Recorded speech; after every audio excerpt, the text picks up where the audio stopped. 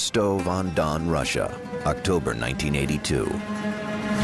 A special task force is desperately searching for a serial killer.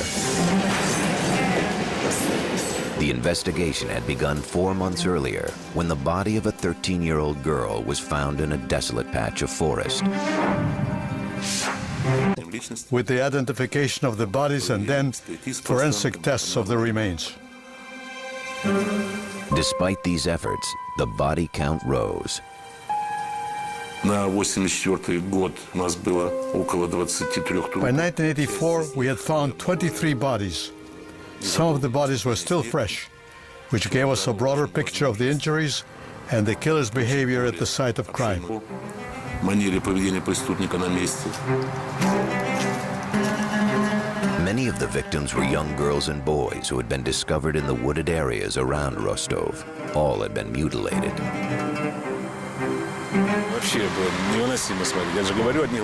When they found some of the victims, you could still see the reflection of horror in their eyes. It was very hard to look at because many were just children.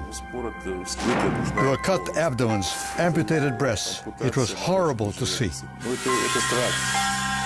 And in many disorderly sex lives. As time went on, he started to take more and more boys, innocent children, whoever he could lure and kill. He chose children whose physical stature made it easy for them to be manipulated. He chose prostitutes who were willing to go with a stranger. Police focused their efforts on transportation. He identified himself as Andrei Chikatilo, a 54-year-old grandfather and loyal Communist Party member. The detective did not have enough reason to hold Chikatilo. He did, however, file a report on the incident. 24 hours later, a passerby discovered a girl's body in the same woods. It happened the next. He had come out of the pub with a bottle of beer and tried to make contact with a young boy. We suspected that he might try to lure the boy away. And at that point, Chikatilo was arrested. By now, Chikatilo was suspected of committing more than 30 murders, but the police had no eyewitness and few real clues. Detectives desperately needed proof of his guilt. Annals of crime. Andrei Chikatilo is undoubtedly one of the most sadistic killers ever to live, and he got away with murder for more than 12 years.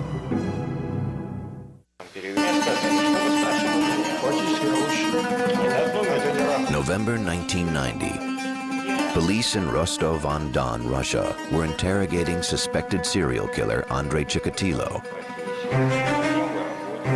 For 12 years, a sadistic killer had raped and murdered dozens of women and children. Authorities believed Chikatilo was the culprit.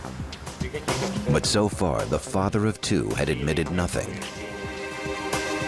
By law, authorities had 10 days to link him to the murders. Otherwise, Chikatilo would go free. On the 9th day, we invited the psychiatrist Bukhanovsky to talk to Chikatilo one-on-one. He spent the whole day with Chikatilo from early morning till very late at night. The techniques used by psychiatrist Alexander Bukhanovsky were much different than the intense police interrogation.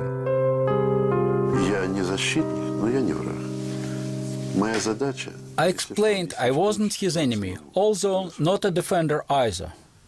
In the medical language, there are no words like guilty and wrong. Creation and wanting to be out of it.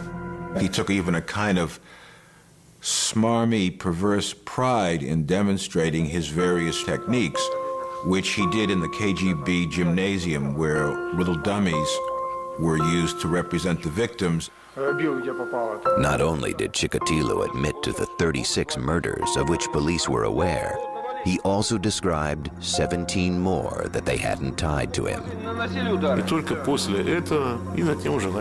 From then we began to collect evidence to prove his connection.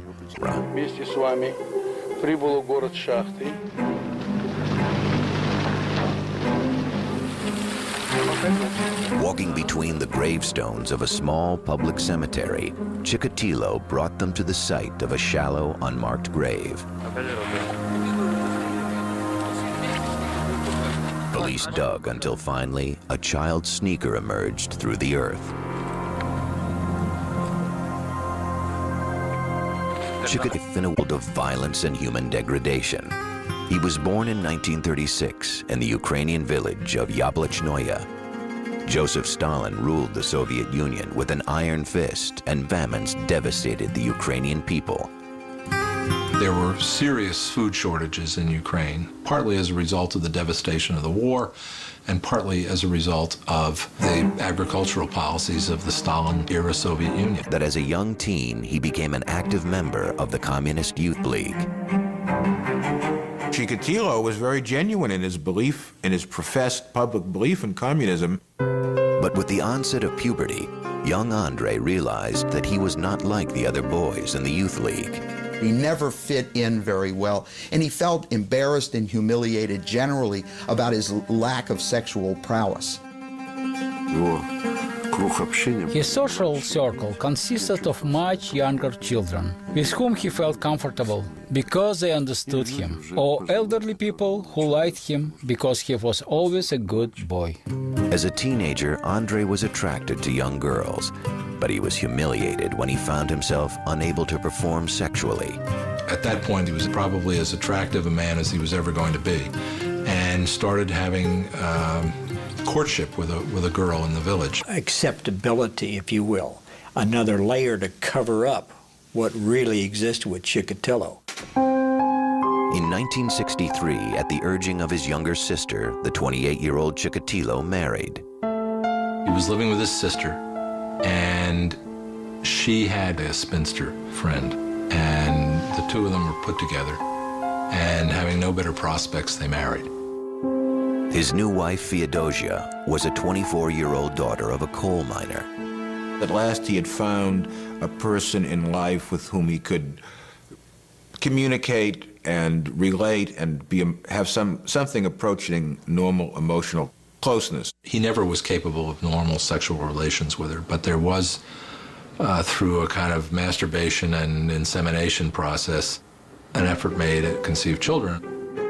In 1965, they were successful. To see. Inside, however, he was desperately frustrated. Certainly the fact that he was fundamentally impotent enraged him greatly, because he felt that in some ways he was a superior person, having gotten 3 university degrees. I think he felt throughout his life that that impotence was probably the most fundamental adjective you could use to describe him. In 1970, Chikatilo accepted a job in a secondary school. Of sexuality, the joys of love, but he, Chikatilo, the educated, the brilliant, the special, the genius, could not, and that was a source of his fundamental rage. In the early 1970s, Chikatilo responded to his anger and frustration by secretly molesting students, both male and female. He felt so profoundly rejected by adults, he was unable to have sexual relationships with consenting adults, so he instead went to vulnerable children. He moved his family to the nearby town of Shakti. There he found a new position, teaching at vocational school number 33. Chikatilo's wife knew that he had little problems. He was involved with bothering the children at school, but they had put that behind them, and she had forgiven her husband. But unknown to his wife and family, Andrei Chikatilo was constructing another life to action. First, he acquired a small shack in a rundown neighborhood. In December, he took a 9-year-old girl there. Her name was Yelena Zakatnova. Her friends called her Lena. He'd met her at a bus stop and offered her something Soviet children rarely enjoyed: bubble gum. She agreed to follow him to the house. He encountered this girl and had first discovered with her that violence on the body of a girl was something that would get him excited.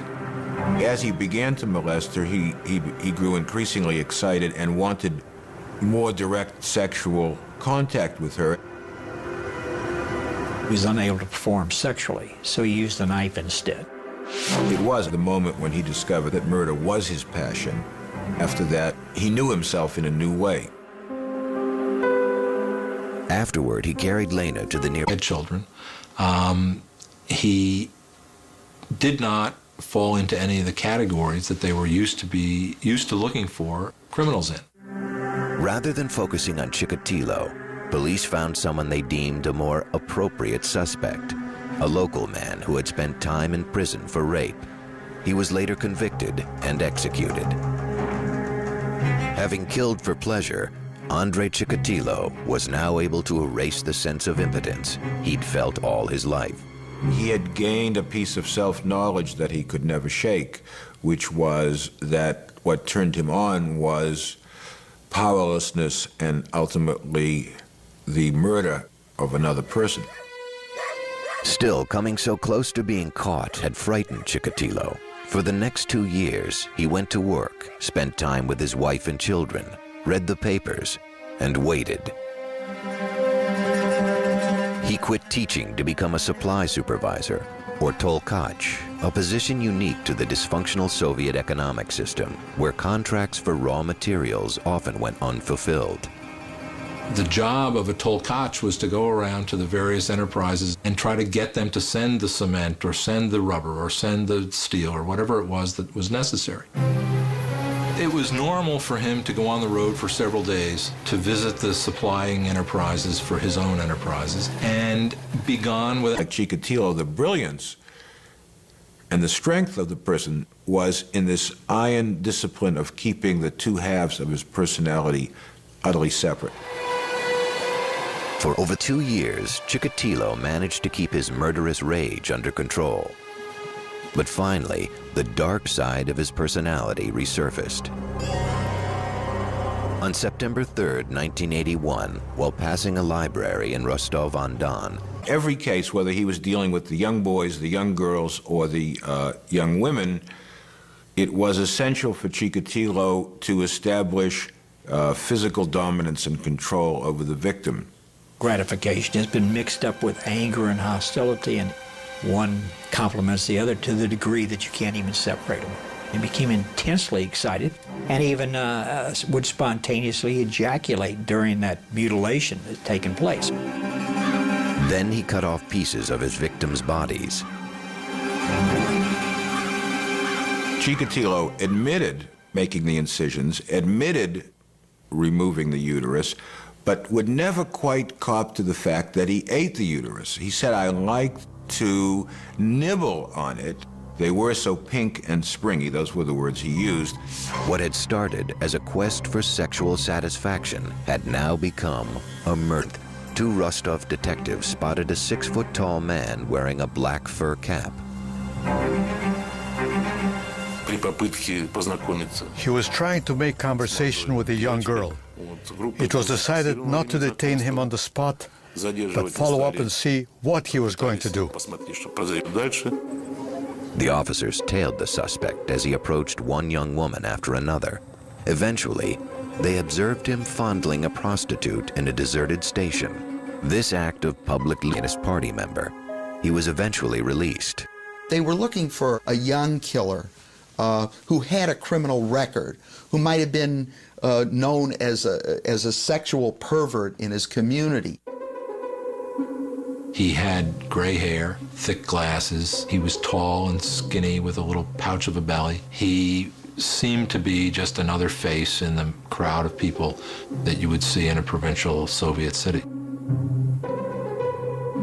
In addition, police laboratories mishandled a blood test that could have tied Chikatilo to the crimes.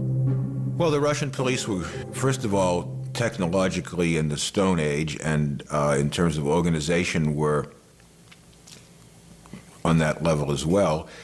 So typically blood and sperm samples would get lost. That in itself was an example of the failures of Soviet science and of Soviet production capabilities. Chikatilo was free to kill again. Police were desperate to stop the attacks, so they decided to try an American criminological technique, psychological profiling. Psychiatrist Alexander Buchanovsky was recruited to create a psychological portrait of the killer.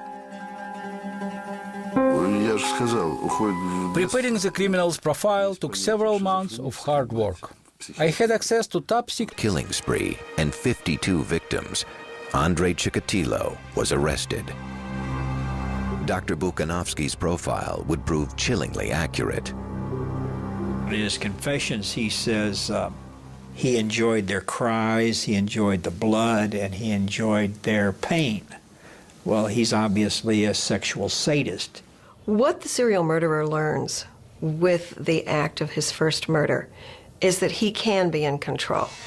Because until this time, they've basically been the scattered pieces of an individual that has never made them feel that they are in charge.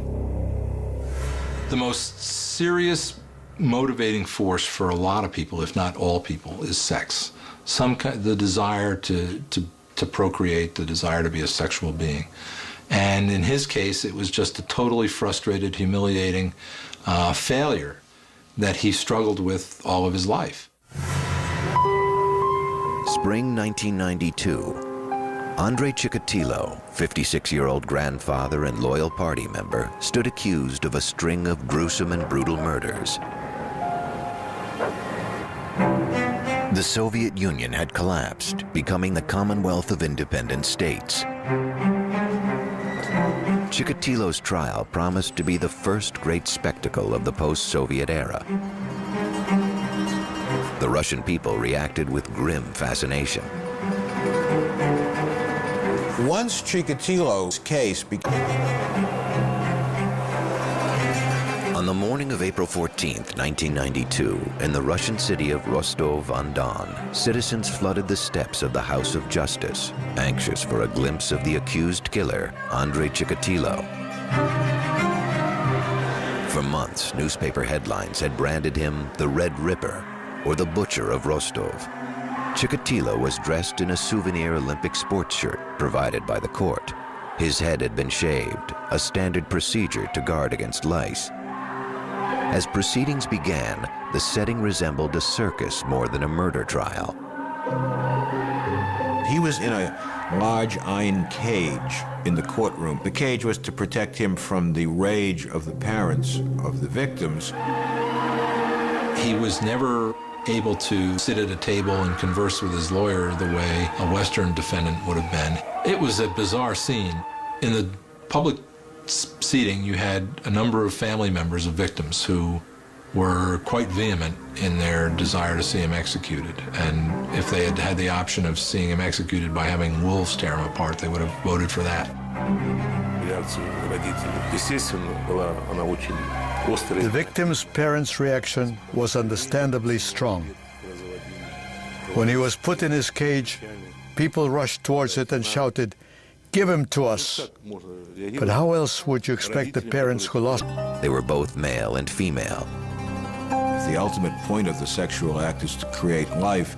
Chikatilo's idea of it was that it should climax in death, so he was Mr. Anti-Sex, Mr. Anti-Life. It took 2 days for the judge to read through his list of indictments. On April 16th, the defendant was allowed an opportunity to address the court. Families of Chikatilo's victims screamed insults, some and a gruesome metaphor for Russia's 70-year failed social experiment. When he was defending himself, he blamed Stalin, he blamed his parents, he blamed the cannibalism of the famine, he blamed the Communist Party, and he even blamed his own blood type. Prosecutors would argue that Andrei Chikatilo was in fact the most calculating, diabolical killer of all time. His crimes were sickening, but I don't think he was sick in the psychiatric or legal sense. Certainly not insane. He was more bad than he was mad, and he was certainly very crafty, but he wasn't crazy. October 14th, 1992 would signify the day of reckoning for serial murderer Andrei Chikatilo. It had taken nearly 2 months for Judge Leonid Akobzhanov to write his final verdict. Everybody knew he was going to be convicted. Everybody knew what the sentence was going to be. Man who committed extraordinarily cruel crimes remains an enigma. He spoke himself of some of his motivations, and yet when you hear any single explanation, it never rings with sufficient truth to explain the hideous crimes that this man committed. Having seen the dead bodies of so many victims, it may have seemed natural for me to hate him. And that is what I felt until Chikatilo